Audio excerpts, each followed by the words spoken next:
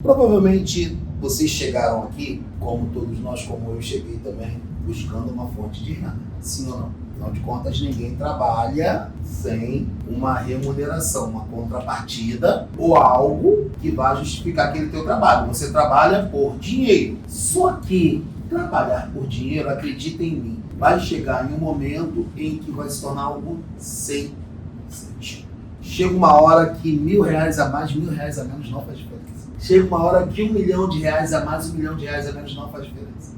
Como é que tu fala pra mim que R$1.000 ou R$1.000.000 a mais não faz diferença? Claro, no nível que a gente está talvez faça. Mas a nossa intenção é chegar a um nível que esse dinheiro realmente não faça diferença. E aí parece algo tão distante, algo que é um tanto quanto fantasioso, um tanto quanto distante da realidade, que a gente fica pensando assim, cara, o que esse maluco tá falando? Independente de qualquer coisa, você como ser humano, você tem diversas camadas. Você é um ser social, você é um ser espiritual, você é um ser financeiro e tantas outras camadas que constroem ou compõem um ser humano. O que é dinheiro para você, mano? Dinheiro. Vamos lá. Dinheiro, possibilidade. Boa. Davi, o que é dinheiro para você? Oportunidades, conforto. Segurança, paz, tranquilidade. O dinheiro é necessário. Não é tudo, né? Se a gente não tiver saúde... O dinheiro não é tudo, mas ele responde por tudo. Dentro do mundo onde a gente está, o dinheiro é a grandeza objetiva, quantitativa, que vai me permitir ter possibilidades, oportunidades, conforto, segurança, paz, tranquilidade, ter necessidades supridas. Dinheiro até então é tudo isso aqui. Mas, além disso aqui, que responde a essa grandeza aqui financeira, onde está a grandeza, por exemplo, espiritual? E o que o dinheiro representa no nível espiritual para você? No nível social, você é um ser social também. Muito. Muito. O que é muito? Fala para mim, Muita quantifica. coisa, pô, no social... Uma. Se é muita coisa, fala uma para mim. Uma. Assim, ó, um amigo chama, pô, vamos fazer uma viagem até lá no Nordeste? Olha o social aí, ok? Vamos lá. Quando? No social ele dita onde você vai morar, o que você vai vestir, fazer. o que vai fazer. No social ele manda, né? Praticamente. O dinheiro são essas mesmas coisas aqui, nessas mesmas esferas aqui. Só que existem grandezas que o dinheiro não é capaz de trazer. E não estou falando daquele lugar comum, o dinheiro não compra amor. Depende, até a segunda parte. Mas vamos supor que hoje você tem na tua conta $1 bilhão de patrimônio líquido. Isso aqui pode ser muito, pode ser pouco. Para quem tem $1 bilhão de patrimônio líquido, 1 milhão não faz tanta diferença. Isso aí já mostra aquilo que eu te falei. A gente está começando a pensar fora do lugar comum e fora daquilo que a gente está vendo aqui hoje, fora daquilo que a gente veio buscar aqui. O que a gente veio buscar aqui é condições de sobrevivência, ou seja, dinheiro, porque nós temos responsabilidades a arcar com elas. E é isso que nós estamos buscando dentro do trabalho. Só que quando eu tenho 1 bilhão de patrimônio líquido, 1 milhão não me representa muita coisa. Mas, se você tem 1 bilhão de patrimônio líquido e se você tem mensalmente R$1.600, existem coisas que são comuns, que é você tem 1 bilhão ou você ganha 1.600.000 por mês. Me dá um exemplo, Austin. Quem aqui pode acrescentar 20 centímetros à sua estatura, tendo 1 milhão ou tendo 1.600.000? Alguém pode fazer isso? Tu pode aumentar um pouquinho de acordo com os exercícios, mas é algo muito pouco, é marginal. Então você não pode acrescentar 20 centímetros à sua estatura. Se você desenvolve um diabetes, você não pode comer doce, tendo 1 bilhão ou 1.600.000. O que o teu dinheiro não compra? Num primeiro momento, tempo. Objetivamente, o cara que tem 1 bilhão de patrimônio líquido, ele tem 24 horas no dia dele. O cara que tem 1 milhão, 1.600, ganha 1.600 por mês, ele tem 24 horas no dia dele. O cara que tem 1 milhão, se ele quiser ter uma vida saudável, ele tem que comer mais ou menos as mesmas coisas que o cara de 1.600 reais tem que comer. O nome disso aqui, por incrível que pareça, são ou é lei. O que é uma lei? É algo que funciona independente do ambiente. Dentro de um país, a lei maior, a Carta Magna, é a Constituição Brasileira. Então, você estando dentro do país, você vindo de fora, ou você sendo natural do país, você tem que se submeter a uma lei. Mantendo aqui essa realidade do cara que tem 1 bilhão de patrimônio líquido, ou do cara que ganha R$15.000 por ano, 18 mil reais por ano. Isso aqui dá 18 mil reais por ano, mais ou menos, tá? Isso significa que mais ou menos 95% da população brasileira vai ter essa renda aqui no ano. 19.200 é muito ou pouco dinheiro? Pouco. Pouquíssimo.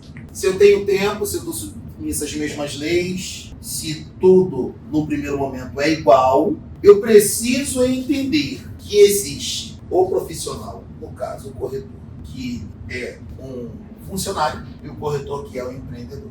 É desse cara aqui que eu quero falar com você hoje. Porque ambos estão sujeitos às mesmas leis. Ambos têm 24 horas, ambos precisam comer as mesmas coisas para ter um corpo saudável, ambos precisam se submeter à legislação de um país, ambos precisam se submeter a uma mesma tabela, a uma mesma regra comercial, etc, etc, etc. O funcionário, ele normalmente, ele olha para os seus direitos. E não estou dizendo que não se deve olhar para os seus direitos, uma vez que a justiça está aí para corrigir qualquer desmando e qualquer desvio que porventura venha a se cometer.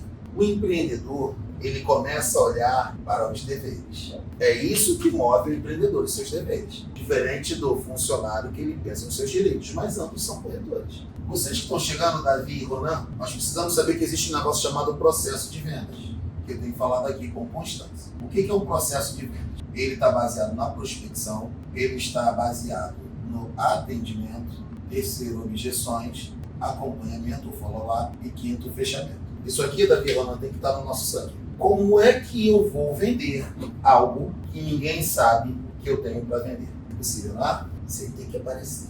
Tem que saber que você é o cara que tem tal coisa. Você é o cara que traz a solução. Não, isso é prospecção. Quando eu falo em prospecção, eu estou falando para alguém o seguinte: ei, eu tenho a solução do teu problema. E aí, como é que eu faço? Aí a gente vem para a segunda questão aqui, ó, o atendimento. Aí o Davi fala assim, Ronan, tá legal, Ronan, mas não existe hospital tal, será que é para mim? Será que isso? Será que aquilo? Será que aquilo outro? Aí aqui a gente está entrando numa terceira grandeza, a objeção. Existem objeções básicas. Tá caro, serve para mim, eu já tenho, eu não preciso disso, Tem que falar com a família. tem que falar com a família, etc, etc. Paga um tanto de remédio por mês. Aí tem uns que viram e falam assim, pô, mas vou pagar R$ 1.500 de plano, eu pego esse dinheiro, boto em uma poupança e quando eu precisar eu uso. Se fosse só uma consulta, tudo bem. O problema é se você precisa de uma internação de uma cirurgia ou de um exame mais complexo. Já era. Mudam, porque uma diária de internação, dependendo do hospital, 10, 15 mil. Já é um gancho de vendas. Exatamente. A quarta coisa é o acompanhamento. Tá, eu vou ver aqui, depois a gente vai, se fala, tal. O cliente tem que estar com a figura do Davi e do Ronan na cabeça. Ou seja, esse cara tem que se lembrar de você. Se alguém falar de plano de saúde, esse cara tem que lembrar de você. Então, essa lembrança, ela é dada pelo acompanhamento daquele cliente que você atendeu, que vai fazer esse cara lembrar de você. E por fim, quando o cliente fecha a venda, Ronan, vamos fazer o contrato, o que tu precisa, como é que eu faço? Essa pergunta a gente ama, como é que eu faço? É bom quando o cliente pergunta assim, cara, como é que eu faço para fazer esse plano? É bom, né? Uma delícia. Pô, que maravilha! Como é que eu faço, Washington? Isso, me manda isso, me manda isso, e vida que segue. É o melhor. Vou fazer isso aqui, vou preencher sua proposta, vou lhe mandar o recibo. E quando a senhora assinar e lhe mandar o recibo, a senhora faz um pix no plano adesão. Nos outros planos tem que esperar boleto gerar e é uma outra coisa técnica que aí o teu supervisor, a tua supervisão vai te dar direção em relação a isso. Então isso aqui é um processo básico de vendas. Só para a gente ficar na mesma página, todos nós. Voltando aqui, o corretor, ele tem a visão do funcionário ou a visão do empreendedor. Estamos falando sobre o corretor empreendedor. Por quê? Quando falam pra gente assim, estou trabalhando, a gente está trabalhando em um primeiro momento por dinheiro. Quando a coisa anda, a gente começa a trabalhar por propósito, por significado, por convicção, por missão, por visão, por diversas outras coisas. Só que a maioria da população, ela trabalha por dinheiro. Porque se ela ganha 19,2K por ano, dinheiro para ela é algum problema. Mas se ela tem $1 bilhão de patrimônio, dinheiro, objetivamente, não é um problema. E não significa que para o dinheiro trabalhar para você não ser um problema para você, você tem que ter $1 bilhão. Esse número varia de pessoa a pessoa. Porque de repente tem pessoas que vão viver bem com 5 mil.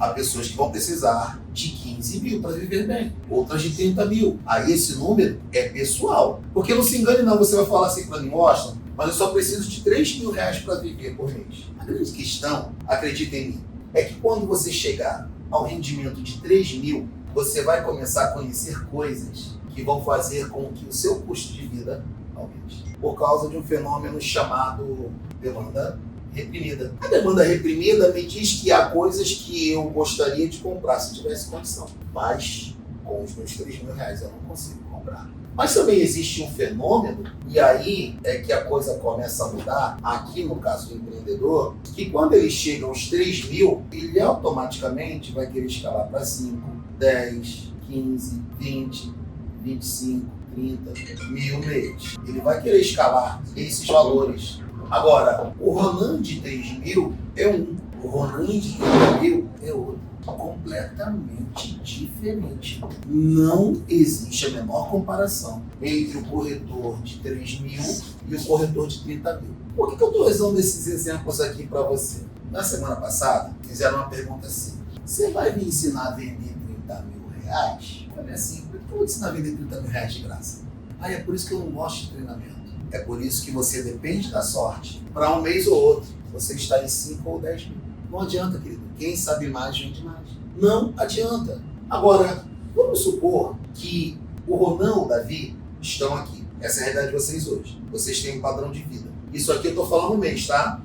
Isso é uma escala de 3 a 30 mil. 10 vezes mais. O que você faria hoje se você tivesse 10 vezes mais dinheiro do que você tem? Pode responder, eu espero, estou esperando. Agora eu quero a participação de vocês. O que você faria se você tivesse 10 vezes mais dinheiro do que você tem hoje? Eu já poderia dizer que é dar continuidade da reforma da minha casa, Legal. comprar um carro para mim, Legal. investir, Investiria para ter mais. Legal, mas o quê? fazer algumas viagens. Algumas viagens. O investimento é melhor do que gastar. Investir é melhor do que gastar, porque você bota o dinheiro para trabalhar para você. E isso também usaria também para investimento no ramo do meu negócio também. Deixa eu dizer uma coisa para vocês. A verdade, queridos, é que muitos de nós talvez nunca tenhamos esse valor aqui. Eu vou te explicar por quê. Não é porque você não mereça, não é porque você trabalha pouco, não é nada disso. Talvez muitos de nós não tenhamos aquele valor ali, que a gente nem sabe o que a gente vai fazer com aquele valor. A gente não tem um propósito. Quando eu falo para vocês do corretor de 3.000 em contraposição ao corretor de 30.000, hoje, se a gente perder ou deixar de ganhar 3.000, faz uma diferença, sim ou não? Sim, Mas qual a diferença de 3.000 em relação aos 30 que você tem? Quase não existe, cara. Por quê? 3.000 é 10% dos teus 30. Agora vamos fazer um outro exercício aqui. Se ao invés de 30.000, nós falássemos em 300.000. Aqui eu estou falando de 10 vezes mais e aqui eu estou falando de 100 vezes mais. E se você tivesse 100 vezes mais dinheiro do que você tem hoje, o que você faria? O padrão muda. Porque às vezes, Luciano, o padrão daqui para cá já muda. Porque você começa a ter atitudes ou a viver uma demanda reprimida que aqui você não conseguiria suportar. O grande problema é essa demanda reprimida. Pois é, e aí que tá. Se você não começar a entender que o teu salto de 3 para 2 exige uma preparação, R$2.000 a mais vai te destruir. Gerar 30.000, 10 vezes mais. Ou que gerar 300.000, 100 vezes mais. Porque às vezes, 100 vezes mais dinheiro vai te destruir, cara. Por quê? Eu vou te explicar. Você vai começar a comprar coisas que você não precisa. Você vai começar a querer resolver todos os problemas do mundo. Pessoas vão se aproximar de você pelo que você tem e não pelo que você é. Você vai começar, você ou alguns, quando eu falo você, eu falo de uma maneira geral, tá? Não estou falando de um indivíduo aqui dentro. A pessoa vai começar a querer fazer festinhas e convidar todo mundo. A pessoa vai querer começar a ostentar. A pessoa vai querer uma mansão poderosa lá no bairro do Morumbi. É o que acontece com um jogador de futebol. Participar de jogos. Ou então aqui no Rio, uma mansão no Jardim Pernambuco, ali no Leblon, assim, as mansões mais caras do país. Uma mansão ali no Jardim Pernambuco, a mais barata está em 17 milhões. 1.000 vezes 1.000. Aqui eu estou falando de 300.000, tá? Não dá para comprar. Ou então você vai ter que passar por muitas vezes. Mas aí que tá, quando você está no Jardim Pernambuco, o teu padrão é outro. Então, por essas e por outras, que R$100.000, 100 vezes mais dinheiro, pode te destruir, se você não estiver pronto para isso. Aí alguns vão dizer assim, mas eu não preciso disso para viver. O grande erro é esse. A gente vive pelas nossas necessidades. A gente trabalha pelas nossas necessidades. A gente trabalha para pagar contas. A gente trabalha para suprir algo que está nos faltando. Esse é o grande problema. Porque quando eu chego a esse patamar de 100 vezes mais, eu não devo mais estar trabalhando por necessidade, mas sim por propósito. Essa é a grande questão. Que a gente precisa sair da caixinha, porque às vezes R$5.000 vai me permitir comprar uma motinha que eu nunca tive.